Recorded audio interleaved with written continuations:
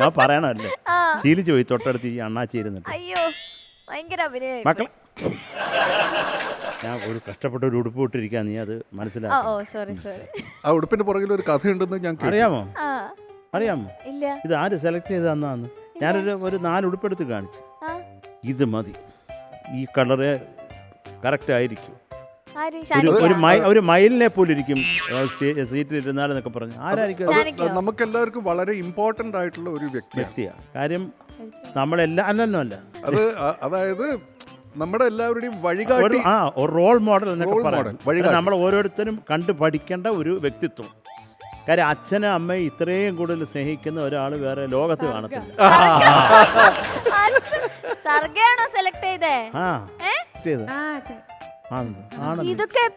ഇതെന്റെ എന്റെ അവിടെ റൂമിൽ ഒന്ന് തട്ടി തുറക്ക് സാർ, തുറക്ക് സാർ.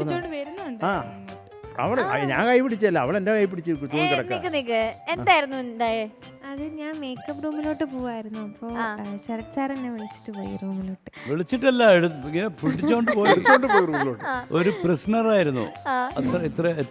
ഫോട്ടോ എടുക്കുന്ന ആ റൂമിൽ പോയപ്പോഴുണ്ട് ശ്രീനി സാർ ഇറങ്ങി പോകുന്നു, തൊട്ട് പുറകിൽ ഫോട്ടോ എടുക്കാൻ വേണ്ടി ഇങ്ങനെ അവിടെ കയ്യും പിടിച്ചോണ്ടിങ്ങനെ നിൽക്കുന്നു.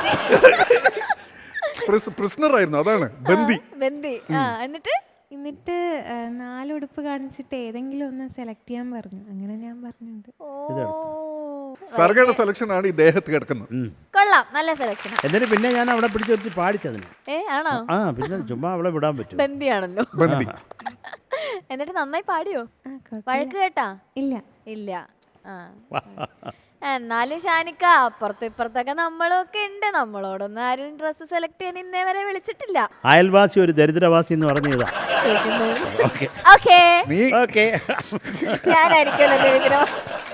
അത് സിനിമ ഉണ്ടടാ, അയൽവാസി ഒരു ദരിദ്രവാസി. എന്തായാലും കൊള്ളാം, നല്ല സെലക്ഷൻ. താങ്ക് യു മോളെ. സാറിന് ഇഷ്ടമായോ സെലക്ട് ചെയ്തിട്ട്? മനസ്സിൽ ഇത് തന്നെയായിരുന്നോ ഉണ്ടായിരുന്നത്? എന്റെ മനസ്സിൽ ഇത് തന്നെ ആയിരുന്നു. വൈഫ് മേടിച്ചു തന്നതാ.